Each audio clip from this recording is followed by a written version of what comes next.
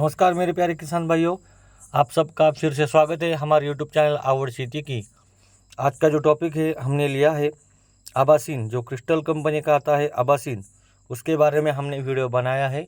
इस वीडियो में हम जानकारी लेंगे आबासीन इंसेक्टिसाइड की और देखेंगे आबासीन कौन सी इंसेक्ट पे काम करता है, इसका डोज क्या है और इसमें जो टेक्निकल आता है उसकी मोड ऑफ एक्शन क्या है, किस समय पे इस्तेमाल कर सकते हैं, कॉम्बिनेशन किस किस दवाई के साथ इसका कर सकते हैं, सभी जानकारी हम इस वीडियो में लेंगे। तो चलो शुरुआत करते हैं इसके वीडियो से। अब देखते हैं इसमें कौन सा टेक्निकल है। इसमें अबैमेक्टिन बेंजोइट 1.9% आता है, जो कि इसी फॉर्मुलेशन में होता है। अब देखते हैं एबैमेक्टिन बेंजोइट की मोड ऑफ एक्शन। एबैमेक्टिन बेंजोइट एक मकड़ीनाशक करके मार्केट में बहुत पॉपुलर है। इसका जो मोड ऑफ एक्शन है वो एक कॉन्टैक्ट इंसेक्टिसाइड और कॉन्टैक्ट मकड़ीसाइड करके होता है।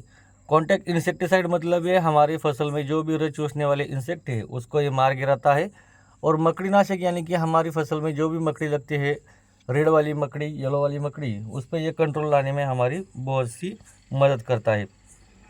ये जो एबैमेक्टिन बेंजोइट है इसमें ट्रांसलेमिनार एक्शन होने के कारण, ट्रांसलेमिनार एक्शन में आपको बताता हूँ क्या होता है। ट्रांसलेमिनार एक्शन यानी कि इसकी स्प्रे करने के बाद यदि फसल की पत्तों पे ऊपरी हिस्से पे अगर ये गिरा तो पत्ते के निचले हिस्से में जाने की क्षमता खुद में रखता है, यानी कि पत्ते के आर पार ये जो दवाई है वो जाती है। इसके कारण हमारे पत्ते के नीचे जो भी माइट्स, जो भी थ्रिप्स यानी कि जो भी इंसेक्ट रहते हैं उसको ये मार गिराता है।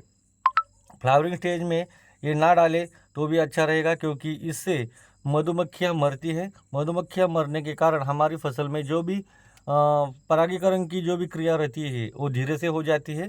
इसके कारण हमारे फूलों से जो फल बनता है वो परागीकरण के वजह से ही बनता है, उसमें हमारी ये दिक्कत लाता है। इसकी वजह से आप फ्लावरिंग स्टेज में ना करें। यदि आपके फसल में माइट्स का प्रकोप ज़्यादा है, इंसेक्ट का प्रकोप ज़्यादा है, तो भी आप इसका इस्तेमाल करें, अन्यथा इसका इस्तेमाल फूल की अवस्था में ना करें। फूल आने से पहले या फल लगने के बाद इसका इस्तेमाल आप कर सकते हैं, कोई दिक्कत नहीं है। अब जानते हैं आबासीन की खास बात। आबासीन एक मकड़ीनाशक तो है ही है, साथ में ये इंसेक्ट को भी कंट्रोल करता है और उसके साथ ये नेमोटेड नाशक भी है, मतलब ये नेमोटेड भी कंट्रोल में लाता है। लेकिन ये कॉन्टैक्ट फंगिसाइड होने के कारण हमें सॉइल एप्लीकेशन में ये बहुत महंगा पड़ता है। सॉइल एप्लीकेशन में ऑर्गेनिक एबैमेक्टिन बेंजोइट भी आता है, जो दुकानदार जानते हैं। हमारे किसान भाई ज़्यादातर इसका प्रयोग नहीं करते हैं, यानी कि जो भी ऑर्गेनिक आइबरमेक्टिन बेंजोएट आता है इसका प्रयोग नहीं करते। तो दुकानदार को, आपका पास जो भी दुकानदार है उसको ये मालूम होगा, आप उनसे पूछकर सॉइल एप्लीकेशन में आइबरमेक्टिन बेंजोएट दे सकते हैं, जिससे कि हमारा नेमोटेड जो है वो कंट्रोल में आ सकता है। ये ज़्यादा इफ़ेक्टिव नहीं रहता, यानी कि आबासीन जो है ये सॉइल एप्लीकेशन में ज़्यादा इफ़ेक्टिव नहीं रहता। आपको अगर नेमोटेड का प्रकोप है तो आप जो भी ऑर्गेनिक इमामेक्टिन बेंजोएट आता है तो उसका प्रयोग कर सकते हैं।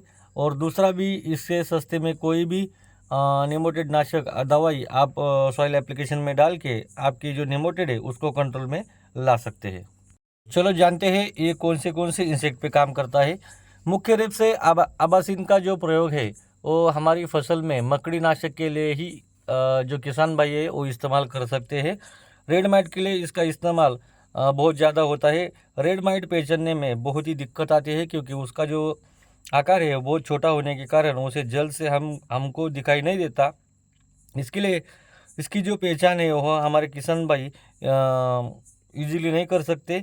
इसका एक तरीका है पहचानने का रेड माइट का, मैं आपको बताता हूँ। यदि आपकी फसल में पत्तियाँ पीली पड़ती है तो आपको क्या करना है, वो जो पीली पत्ती है उसको आपको तोड़कर ज़मीन में उसके जो निचले वाला हिस्सा है उस पर आपको ज़मीन की जो मिट्टी है वो मिट्टी डालनी है। यदि आपकी पत्तों पर यदि मिट्टी चिपक गई तो समझ लीजिए कि रेड माइट का जो भी जाली बना हुआ है उस पर हमारी मिट्टी जो है वो चिपक जाती है। यदि आपकी मिट्टी उस पत्ते पे नहीं चिपक गई तो ऐसा समझो कि आपके जो फसल है उसमें रेड माइट का प्रकोप नहीं है।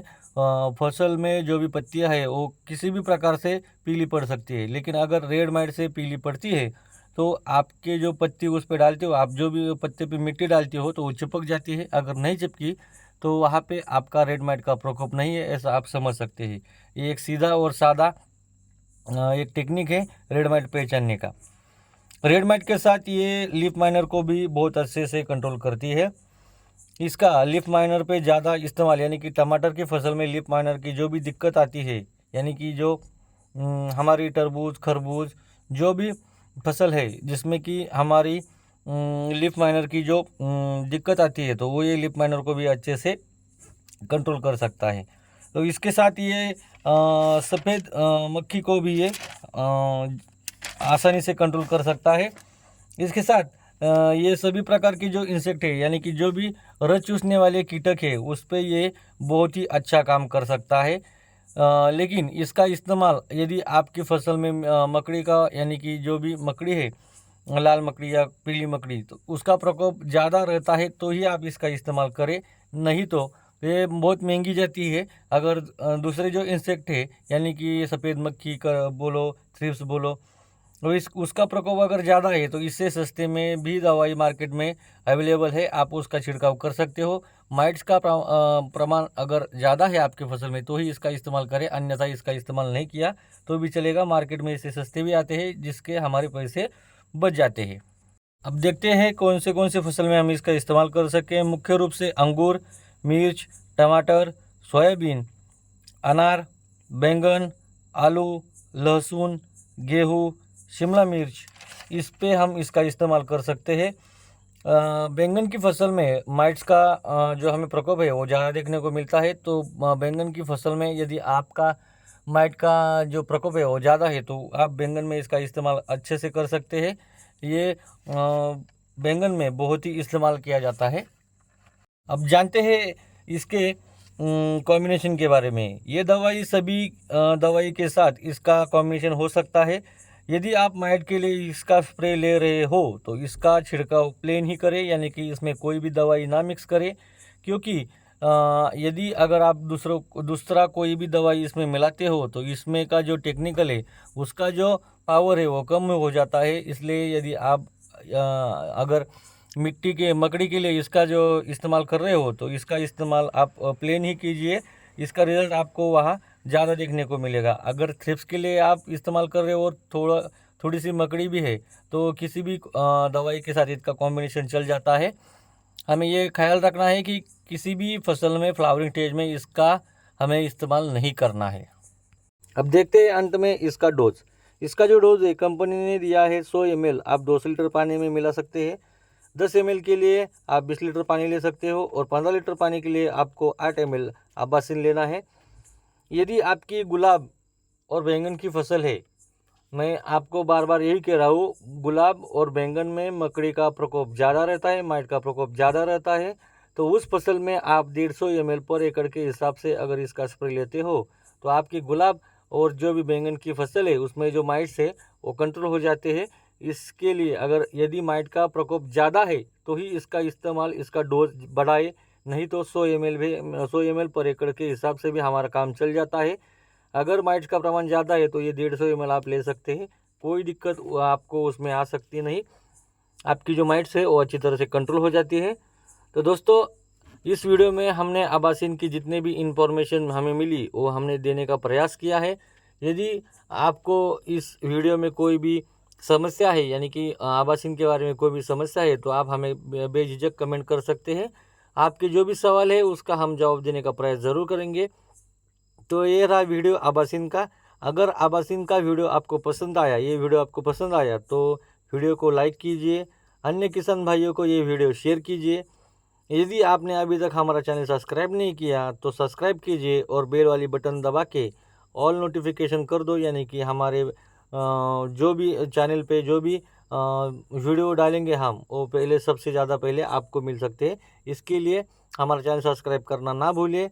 मिलते हैं अगले वीडियो में, तब तक के लिए जय जवान जय किसान।